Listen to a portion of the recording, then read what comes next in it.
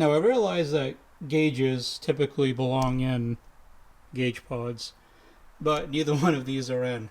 I've had a particular problem with the mechanical boost gauge since I got the car, and not just that gauge, this one here, but with the factory gauge as well.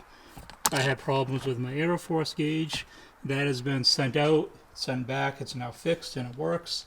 But today I'm going to show you guys what went wrong with why I was never reading any boosts with the mechanical gauge, and we're going to fix it and hopefully have it all situated by the end of the video.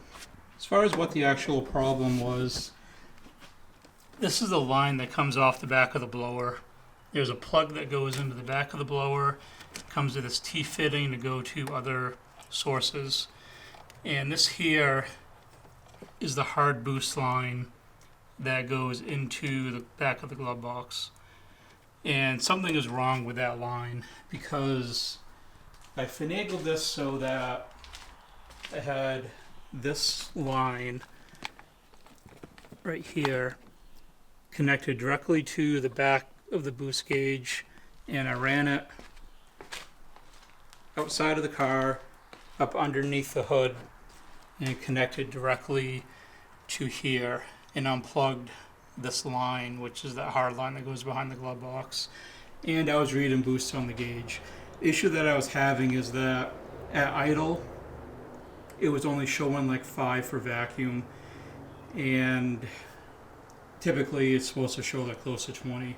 With the Aeroforce gauge that I sent back that was busted, it was showing up to 20 vacuum and like 15 psi driving around for boost, but it never showed up on the actual automated boost gauge.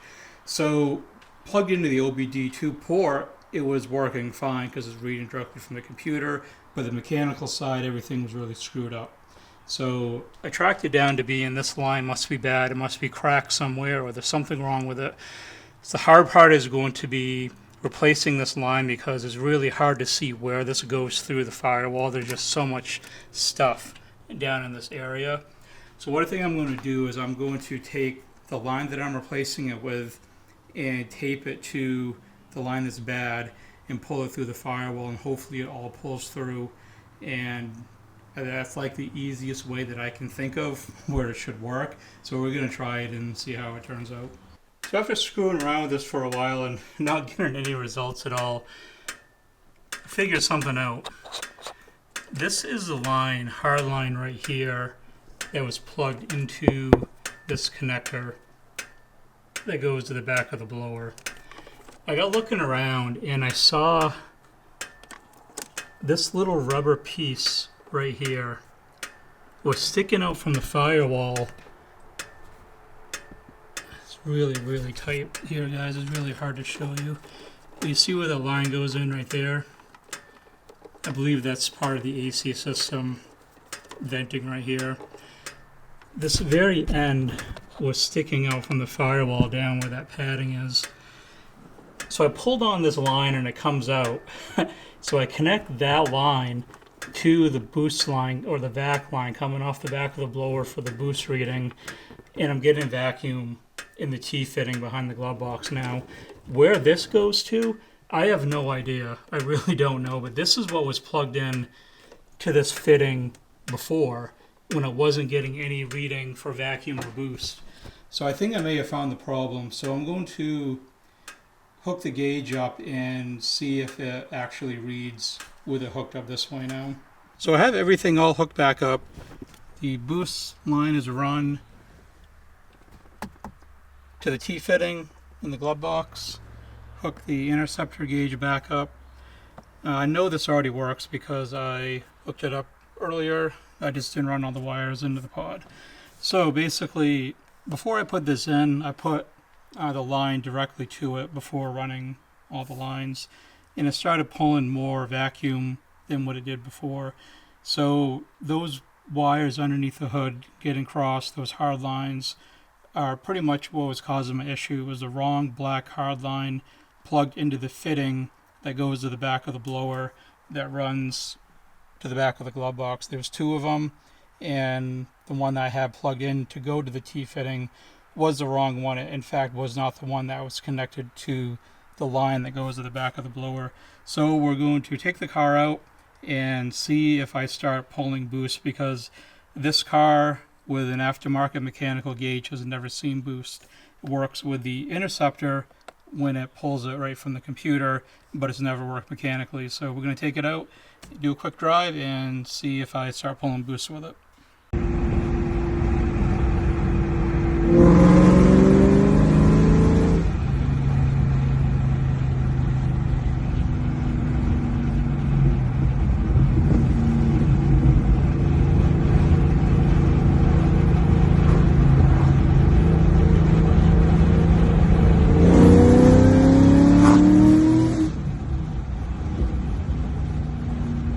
So it looks like the problem was fixed, so that's good. It's nice to actually have a Cobra that's showing boost. Some of you may remember from one of the really early videos when I first got this car, I said that the stock boost gauge doesn't work. I thought that maybe hooking those lines up correctly would fix that issue, but the stock gauge still doesn't work. So at some point when I start feeling ambitious, I'll pull the gauge cluster out and see what's actually going on behind there. Maybe the line just got disconnected, and maybe that's why it's not reading boost. But at least it's reading on the mechanical gauge, so that's what I really wanted to have, set up on this car, was a mechanical gauge. Even though I can read it with the Aeroforce, I still just wanted, a nice sweep boost gauge. It's nice just to really get on it and see the boost go up like that with a needle. I did build a lot of boost, the video that I showed. Some of it was mixed of GoPro and phone, depending, maybe you guys will see both depending on how they came out when I upload it, if it's good or not. But it's really hard to do a pull holding a phone with one of these cars, a second, third gear pull over 10 pounds of boost. It starts getting kind of, you want to pay attention to what you're doing, and holding your phone trying to record isn't the best idea. And the GoPro, I set it up earlier. I had it off to the side to record, so I wasn't having to turn my head to look at it. But then it blocks my peripheral view from the side on the side, so that wasn't a good way to do it either. But anyway, it works, so that's a plus. So if you run into any issues with boost gauge not working, and the car has been touched by a few people before you took possession, make sure things are hooked up correctly, because it definitely wasn't. And this wasn't done when we did the blower swap, because when we did the blower swap, everything was unhooked from the back of the Eden and left as it was in the engine bay, and then we pulled the Eden out, and then we put the Eden back on and just plugged everything back in. So we didn't undo all those boost lines and then hook them up the wrong way. It wasn't hooked up right to begin with. So it's unfortunately how it goes sometimes, but hey, it's fixed now, so that's all that matters. If you enjoyed the video, make sure to leave it a like, and above all else, thanks for watching.